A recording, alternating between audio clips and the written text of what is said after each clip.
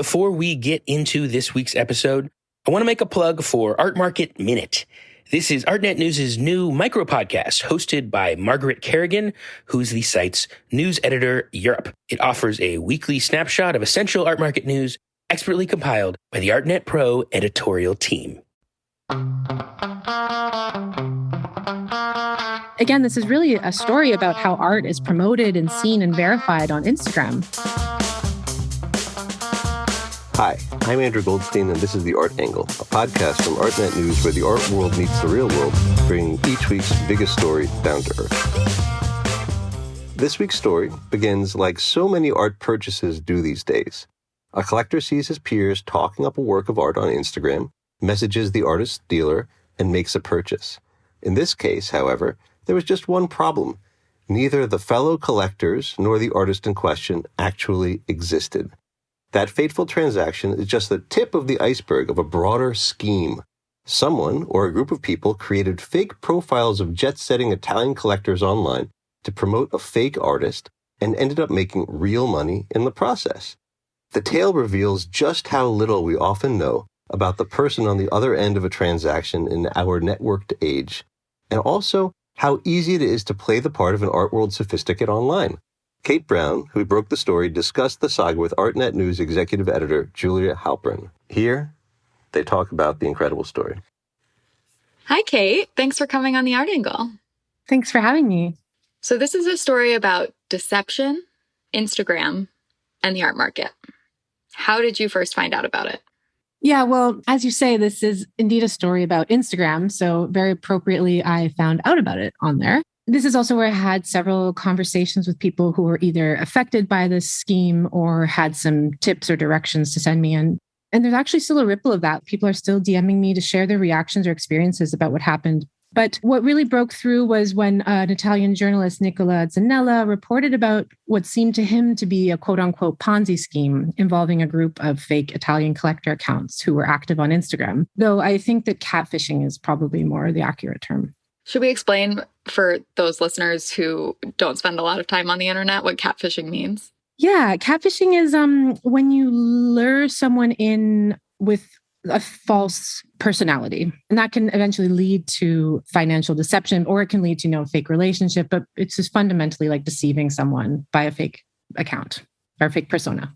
So with that framework, let's start at the beginning. Before this scheme came crashing down, it looked like any other network of art world people hyping each other up online.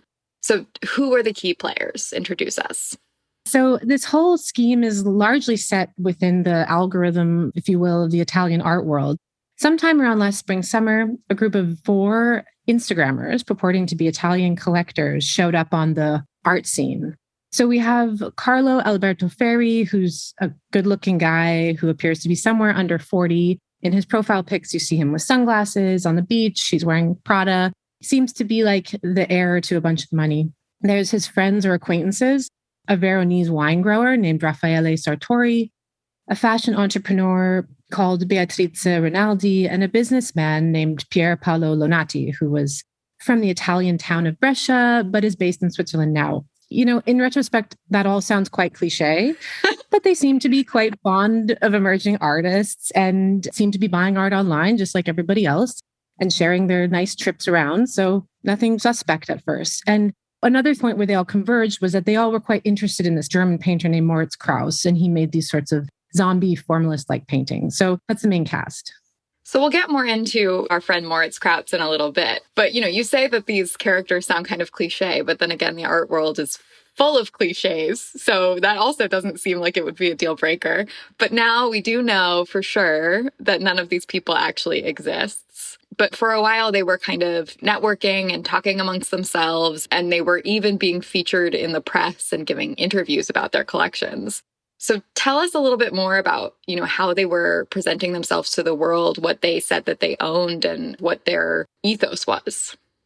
Yeah, everyone I just listed does not seem to be a real person. I have not been able to speak to anyone who's ever physically met them. So they seem to totally not exist. But what is clear is that whoever is behind these accounts was likely someone from inside the art world, because they really knew how the game worked. You have these 4 collectors and they're routinely replying and commenting on each other's posts.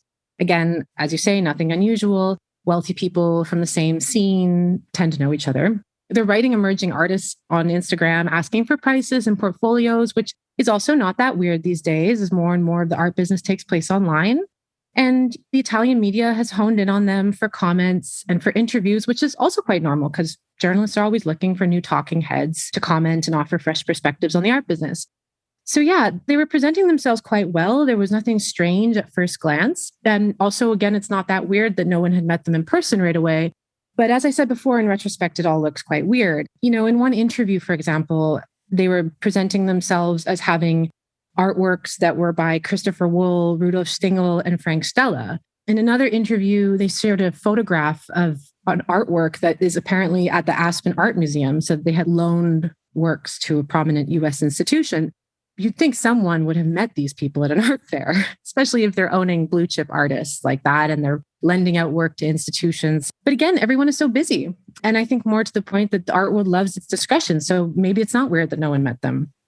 So you mentioned a couple of artists that these collectors purportedly owned work by, but they were particularly keen on a few and really talking them up and posting a lot about them. So who exactly were they promoting? Well, they were promoting a lot of minimalist Italian art and artists, but in particular, they were promoting this one German artist who was apparently from Frankfurt, Moritz Kraus, who I mentioned before. And he also made minimalist paintings. They were on aluminum or linen, usually in blue or black with these kinds of white scratch marks. Again, not a lot going on in them and all very reminiscent of this art market bubble of the 2010s. It's just so crazy. So these are real paintings. They're paintings that exist somewhere in the world. And at least two collectors bought the work of Moritz Kraus after seeing it promoted online. So how did that happen? And how did these works go from being an image on Instagram to, arriving in a box in a real person's house? Yeah, I know it's truly strange in fiction. Someone must have been making them. Could be the only answer. Someone is painting these paintings and sending them out. Again, this is really a story about how art is promoted and seen and verified on Instagram. So one collector I spoke to said they had liked the work by Kraus on Instagram. It popped up on their feed. They noted that Kraus had been in one or two recent shows. One was at a space in Tokyo, which at the time seemed to be real. We found out since then that it's not. And one space called Spazio Or. And so this collector ended up talking to Spazio Or and buying a work directly from them. And, it was shipped out in due time, nothing alarming about it. The other collector I spoke to didn't end up buying a work, but they had received offers, and it was also from Spazio Or. And interestingly, this collector had also been contacted by Carlo Alberto Ferri and Raffaele Sartori over Instagram. And Sartori was pumping his collection of Italian minimalist art and encouraging this real collector who I spoke to buy Italian artists. And also that he knew of this great minimalist artist, Moritz Kraus. And the real collector that I spoke to took the bait and contacted Spazio Or and got some offers. So this is the way that business is done these days. And none of it really raised alarm for any of them, especially because, the work was actually delivered in at least two cases. So did you talk to the real gallery, Spazio Or, that sold this work? Well, I did. Someone emailed me back from the Gmail account of Spazio Or. I'm not sure who emailed me back, although the space is known to be run by two artists, Federica Francesconi and Francesco Di Prezzo. But interestingly, Spazio Or is based in Brescia. So it's a real space, or at least it was a real space at some point. I spoke to an artist who did have a show there and went there and hung artwork there. And you may recall that Brescia is where Lonati is from. So yes. Coincidence. But yeah, I wrote a very to the point email verifying some facts that I heard. And they responded with a kind of poem of sorts with a bunch of questions like, can the photographic documentation of an exhibition be the exhibition? Is a viewing room a real exhibition? How do you get influenced by the narrative of a work you have never seen? So I didn't get any real information from them, but I did hear from someone. All right. Well, we'll get a little more into that later. But first, how much did these collectors pay for this work by fake artist Moritz Kraus? The work was cheap. The offer that one collector received was between 1,000 and 3,000 euros, so 1,100 to 3,300 US dollars. And the collector that I spoke to who did buy work paid 1,100 euros for it, so 1,300 US dollars. not a ton of money in this business. So this scam could probably have gone on for much longer, but the fake collectors got spooked and deleted their accounts. So how did they get found out? It seems like it started to fall apart for them in December, at least behind the scenes. More accurately, again, I think in Instagram chats, like people, it seemed from my research, were starting to ask each other in the Italian art world, like, hey, do you know these guys? Who are these people? Raffaele Sartori, or the person behind that account, did an interview with Rea Arte, this Italian art platform. And after that interview came out, a couple people wrote to Rea Arte and said, have you ever met this collector? And asking questions. But, the first person who really kind of blew the whistle on it was this Milan dealer, Federico Vavasori. And he became aware of a digitally manipulated artwork by an artist he represents on one of these fake collector accounts. So he wrote the fake collector and to ask about the provenance of the piece. And the person who answered had a sort of suspicious response. And so he started to sort of look into their grid and found these other 3 collectors and started to write them all and found that they were all kind of having suspicious ways of answering him and being a bit evasive. And at one point, Ferry, or the person behind the account, admitted that they were all faked and just quote unquote for some entertainment and no harm was meant. And then they all disappeared all at once.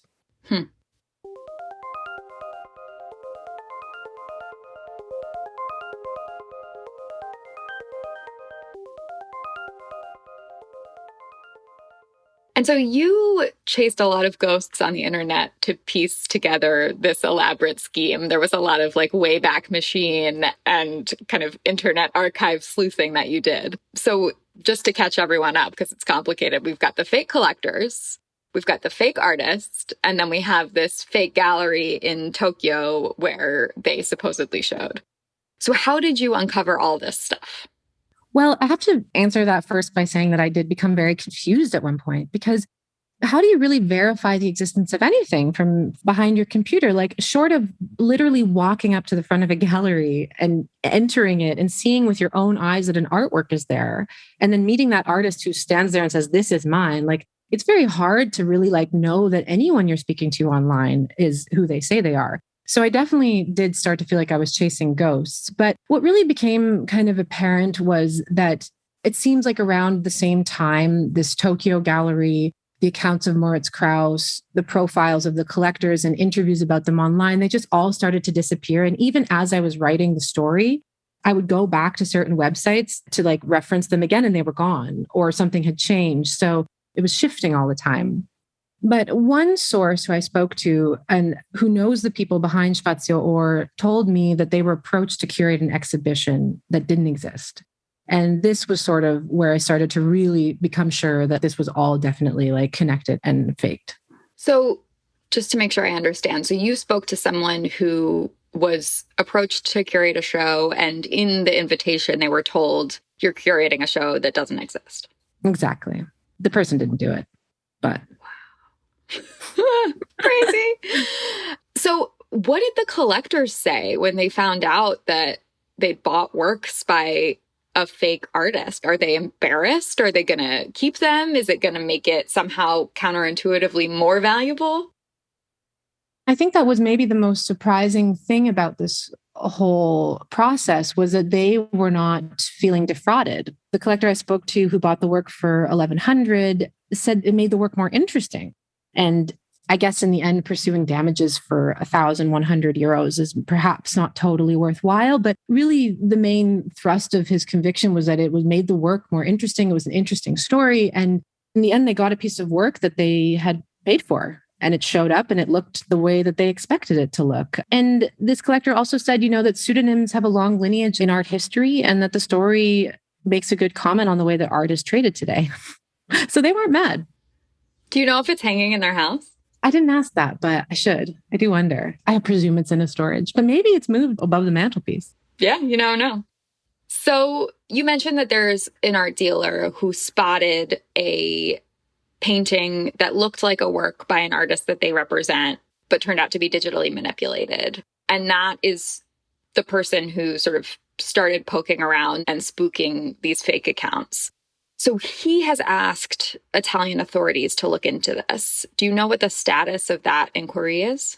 Yeah, well, the first thing that they're trying to establish is who's to blame or who the alleged perpetrators are, because the dealer doesn't know for certain.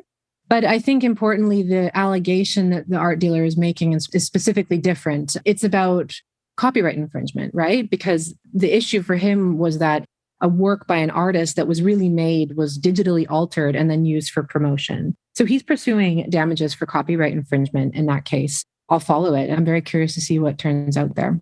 Yeah, I guess you can't even file that suit if you don't know who to sue. Yeah, exactly. So they first have to figure out who they're suing. So with the dollar value comparatively low for a work of art, in a way, you could maybe say this is a victimless crime. It's a commentary. You talked to at least one lawyer to ask, is this even illegal? And the answer was surprising. I think in the case of the copyright infringement case, we'll have to see. But a lawyer that I spoke to said that, if you bought something and you got what you bought, if the name of the artist was pseudonymized, nothing necessarily illegal happened because the contract was upheld and it's part of, artistic integrity. But he did say that if the artwork was being produced by a group of people and pretending to be one person, that this could enter like dubious legal ground. Listeners who have followed us through this whole complicated journey may have already arrived at this conclusion, but you have reason to believe that this whole thing might be an art project. So what initially gave you that idea? I can't say for certain who's behind this, but I think that I have a strong guess. And in the end, I do feel that on the surface, there was a strong awareness of the art market and this idea to push emerging artists to the top of algorithms. So it really does seem like some kind of a statement on the stratification of the art market, but also how shallow the art world is, and an attempt to comment on just how quickly and what a surface way we kind of engage with art today. Also, these sorts of shallow engagements drive real economies and livelihoods and also leave a lot of people out of a livelihood. So I do have a hunch that it was an art project that, sort of evolved into something a bit more scammy in the end. You said you have a hunch of who's behind it. Can you tell us?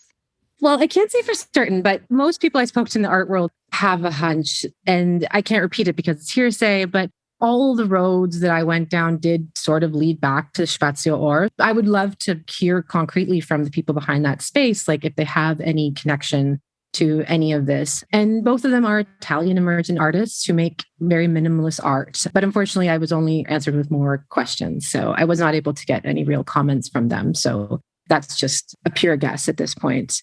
But, I have to really say that if it is an art project, I do think that it is not a great one, because if you're going to make a comment like that on the art business, it's a different game when you start to make real money off of tricking people. One could read this as a conceptual performance, and maybe it is, but I do see it as like the sum of a bunch of tricks made on others. And I don't think that that's very cool. I think it's quite deceitful. I was especially sad to hear from all these emerging artists who had been contacted by collectors that were not real. Told that they were maybe interested in their work or told that they were going to have a show somewhere. And no money was lost in those interactions, but it's just not a nice thing to do. And I think if you're going to make a comment about the art market, there's certainly a better way to do it. And so looking at the evidence, what do you think? Was it a scam or an art project, or did it start as one and end up as the other? Or is the distinction maybe even moot at this point?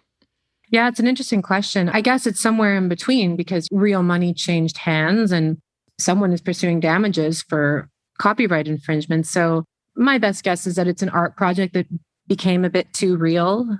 But we'll have to see. I'm quite interested to see what turns out with that investigation. And if these people ever decide to come forward with some kind of concrete statement, we'll have some answers. But what it really does show us is just how our behaviors on Instagram are a real confidence trick. And it does give us some serious pause, because this is a growing platform that art dealers are doing real business on, and artists as well. And I mean, journalists are also, that's where we're getting a lot of information. So the whole scheme does bring some pause for sure. I remember years ago, maybe more than 8 years ago, I was talking with staff at work and we had this joke, what if you created on Instagram a fake gallery, like a miniature gallery, and you put little JPEGs on the walls and you took pictures and you posted it up as if it were a real show and you reinstalled it all the time, and ha ha ha, wouldn't that be so outrageous? And it was kind of a fantasy joke. And now fast forward, it's happening. And I think it's just so revealing about how we do business and navigate the world has changed.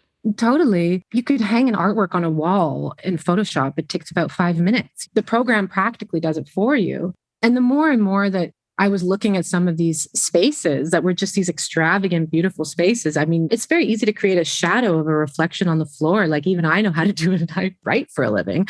Imagine, if an artist is playing around on Photoshop, one can only imagine what they can do. So it really shows how hungry people are for attention, but also just how distracted we all are. And I think you make a great point. Like it's just so easy to fly under the radar with a fake account when everybody is just spending about 2 seconds looking at everything.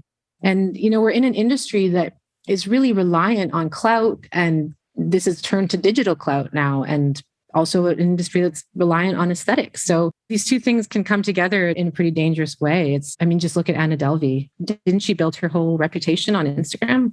Yeah. Do you want to tell us a little bit about Anna Delvey and how she sort of informs the way you're looking at this scam? I think that they're totally different, of course. I mean, she is a convicted scammer and took a lot of money from people. And it was definitely much more deceitful than this is probably.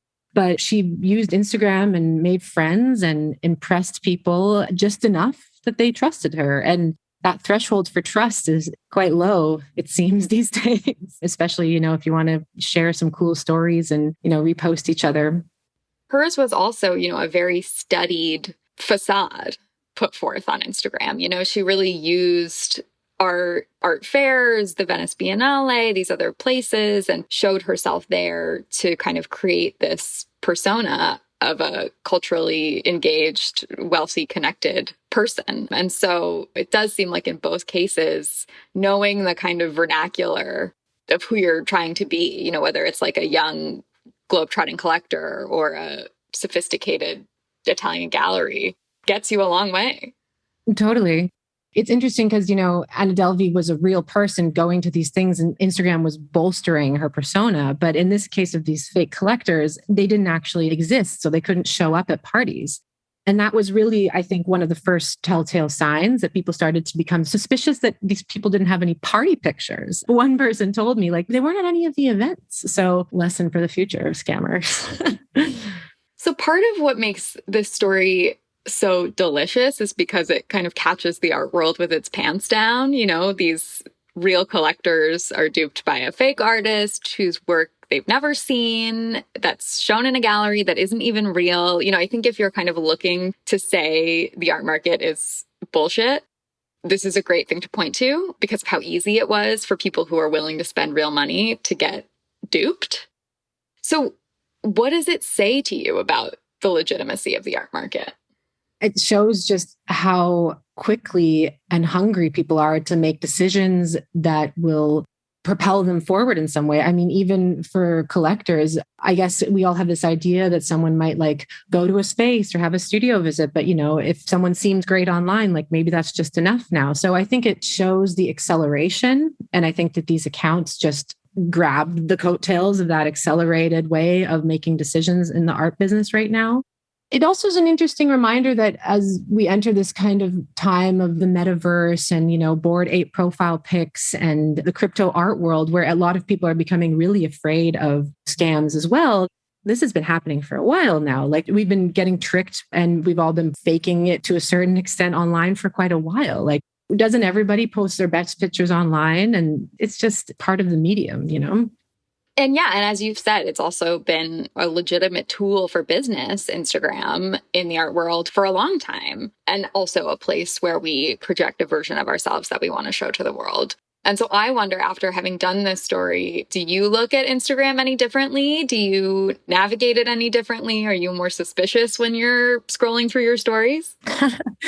Yeah, well, I've been talking to some sources on Instagram about something else recently, and I've definitely been looking at people's profiles with a little more skepticism. And then even when you end up on a website, also wondering like, who made this? So I think, a lot of this is also symptomatic of the fact that we're living in a pandemic. So I'm sort of hoping that, as the world opens up yet again for hopefully in the summer, that there'll be a little bit more of an easier way to like build trust and also just corroborate that what you're seeing is what you're really getting, Yeah, man, you can't underestimate the value of a phone call anymore, I guess, either, or a FaceTime. Or a handshake. Yeah. Yeah. Oof. All right. Well, thank you so much, Kate, for joining us on The Art Angle and for taking us through this twisty, turvy, crazy story. Yeah. Thanks so much for having me. It was fun. That's it for this week's episode of The Art Angle. If you like what you heard, you can subscribe to the show on Apple Podcasts, Spotify, or wherever else you get your podcasts. Also, take a moment to rate and review us. It will help other listeners discover what we're doing. The Art Angle is produced by Sonia Manalili, Tim Schneider, and Caroline Goldstein. Thanks for listening, and see you next week.